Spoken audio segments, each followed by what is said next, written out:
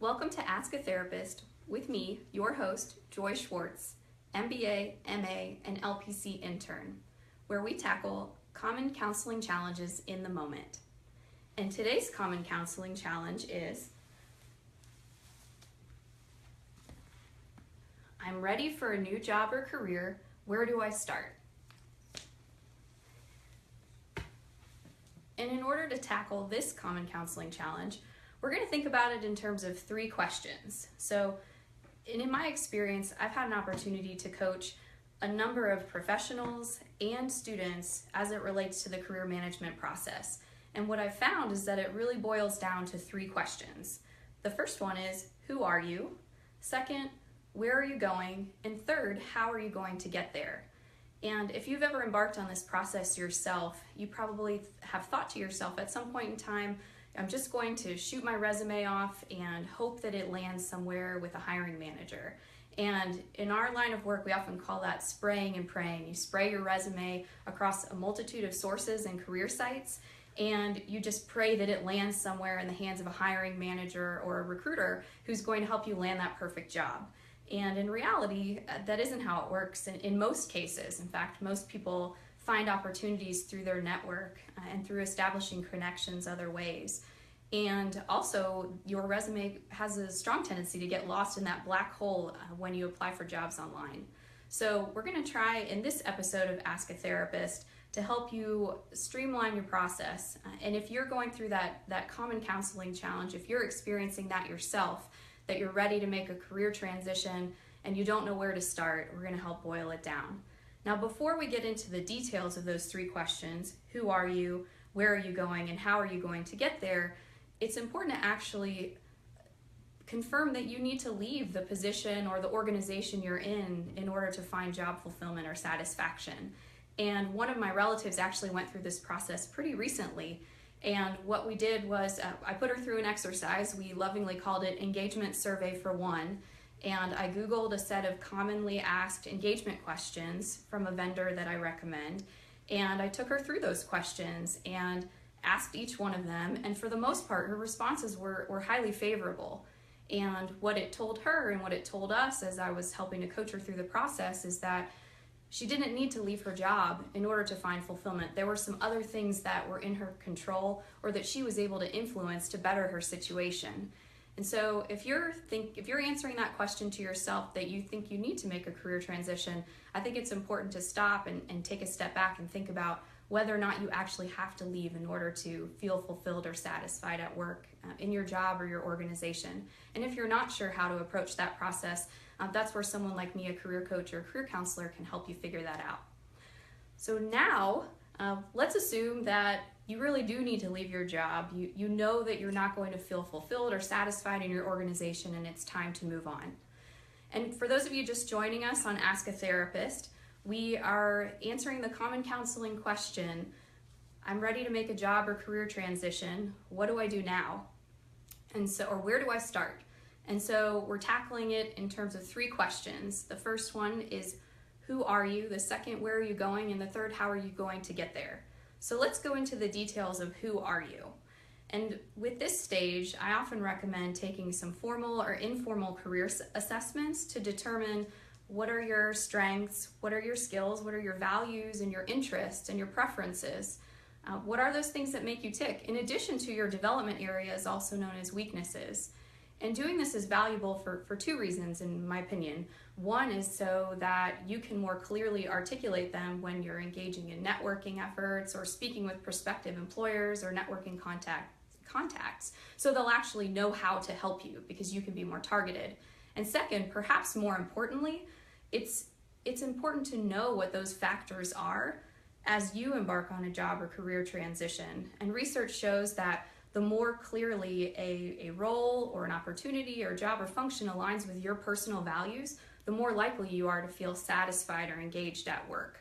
And so the more time you put into kind of assessing those things and being able to articulate them, the better off you'll be.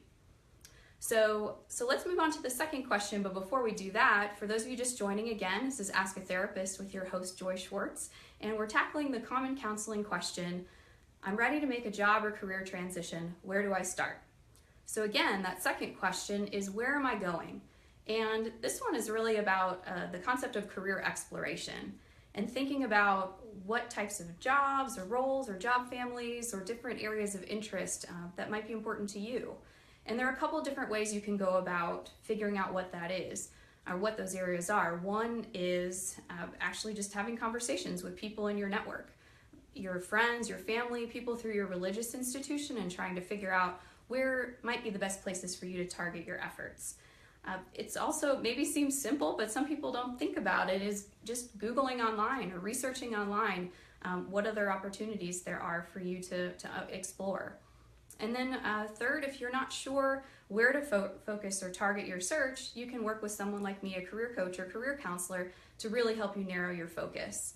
And you might think to yourself, well, it's great to have lots of options, right? I could do so many different things.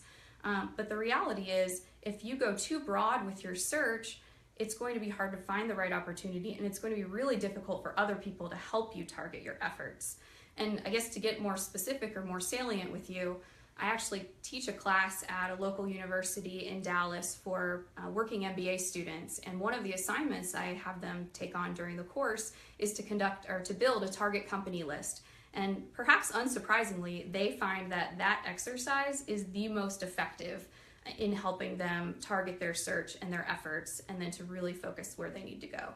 And in case I haven't mentioned it yet, on my website today, www.joyschwartz.com, I actually posted a blog entry that provides more details for each of these steps in the process: the who are you, where are you going, and how will you get there. So strongly encourage you to check those out for more information and details on each of these stages or each of these questions.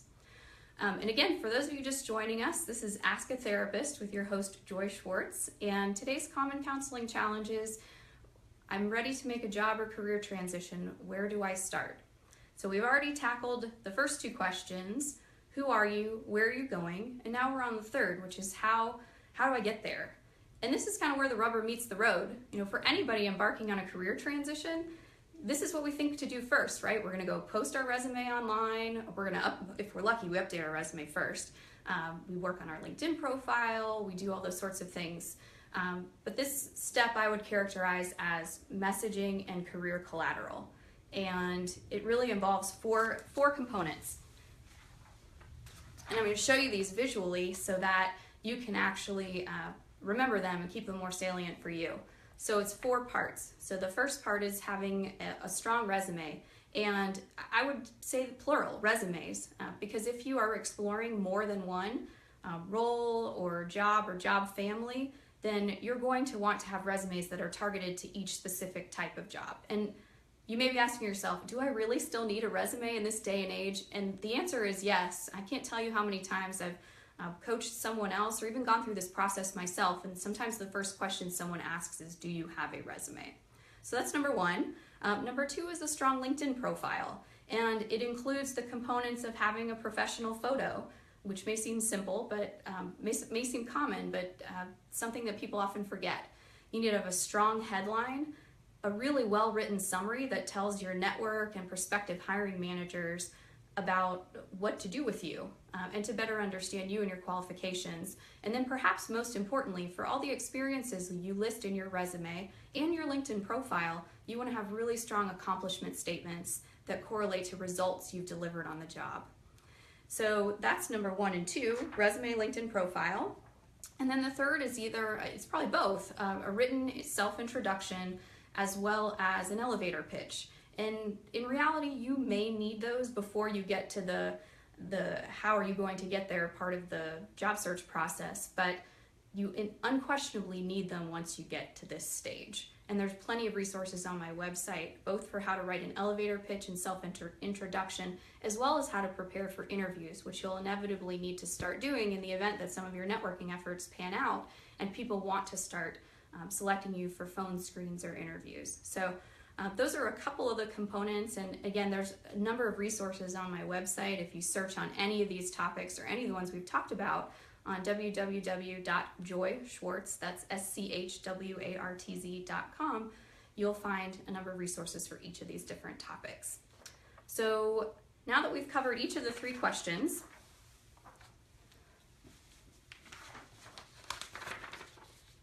let's bring things to a close.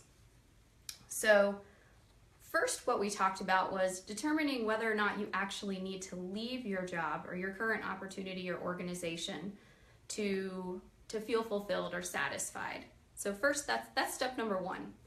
If you do determine that it's time to move on and try something different, then you can really boil the career management process down to 3 questions. Who are you? Where are you going? And how are you going to get there?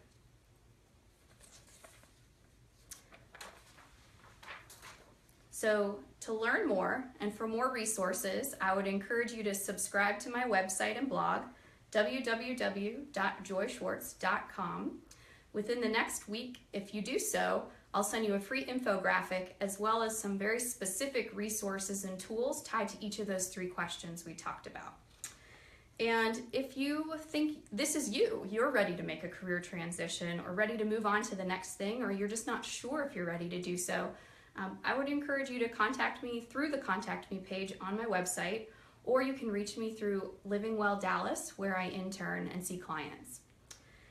And then last but not least, please tune in next week, October 23rd, for our next video on Facebook Live of Ask a Therapist. And thanks so much for joining, and have a great day.